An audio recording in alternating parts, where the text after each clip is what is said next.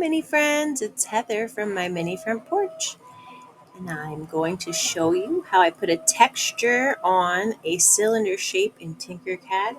I was working on making canisters for flour and sugar and tea and whatever else you want. Now, you're going to need to size your canisters to suit you.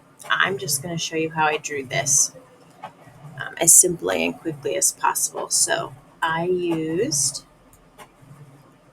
two cylinders right here and by putting a hole in it. So start by grabbing the cylinder. I'm turning the sides all the way up so it's nice and round. And I'm going to size this down to 4 millimeters and 16, because this is a 16 millimeter canister. And then I put a hole in the middle so that I got us this little slice of pineapple shape. So I'm going to copy it and make a smaller cylinder. I'm going to select them both and use the align tool to get it perfectly centered, and then I'm going to group it. And then I turned it 90 degrees on its side.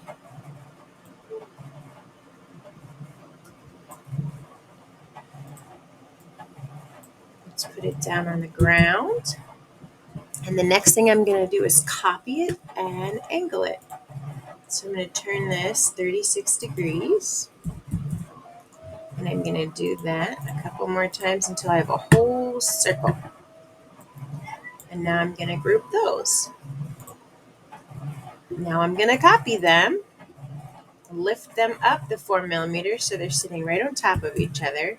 And I'm going to turn it 18 degrees so that they land here in this gap. It's giving me a hard time. Hold on. I got to get to where I can see the... There we go. Now, if I had done that without making a mistake, I'd be able to push copy and it would do it again.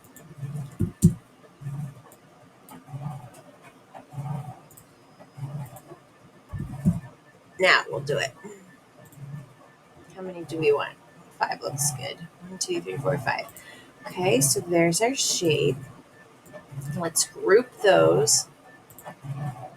Sometimes when I make lots of copies of things, Tinkercad gets a little overwhelmed, and what you can do is group them. Do you see how it's, I pushed group, but it's just sitting there trying to decide what it's doing?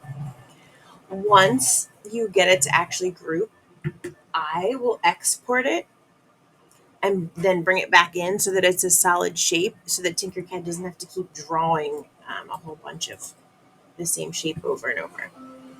Okay, so now what we want is the nice rounded edge so that it follows the shape of our canister.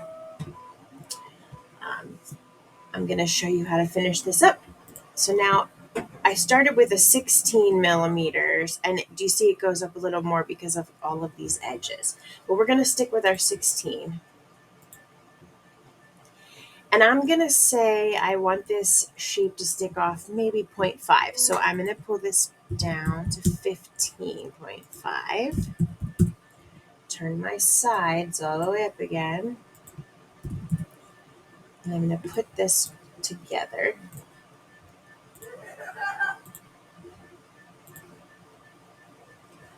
And then the next thing we want to do is make another cylinder that is 16. And this guy is going to be a hole. And let's make a second one that's larger. And we'll center those. And we want the larger one to not be a hole for just a minute. Group them. And then we're going to turn this whole cylinder into a hole. And we're going to go like this. Now it's going to cut off any of those extra edges. And our pattern will follow the shape of our cylinder. If I can get it to group. We're going to drop a hole down in the middle there to make our canister. Now this was 15.5, so let's take it in at least a millimeter so that we have some space here. Oops. Turn our sides up again, and we need a bottom, so lift it off the ground.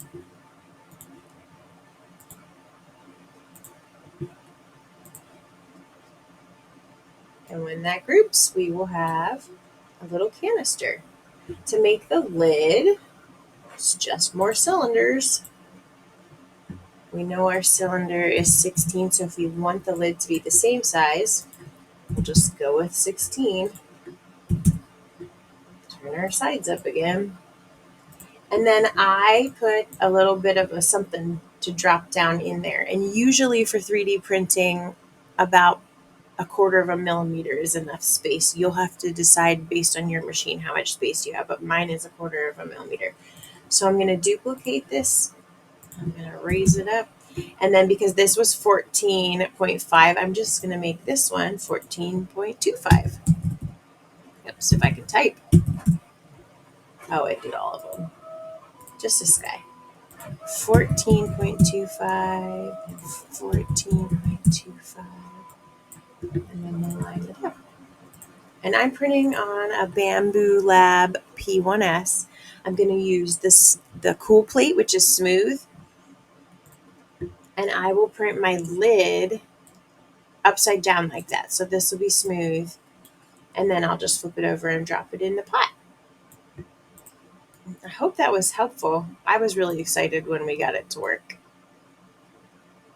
You can make all sorts of things, planters for pots or whatever else. Thanks for watching.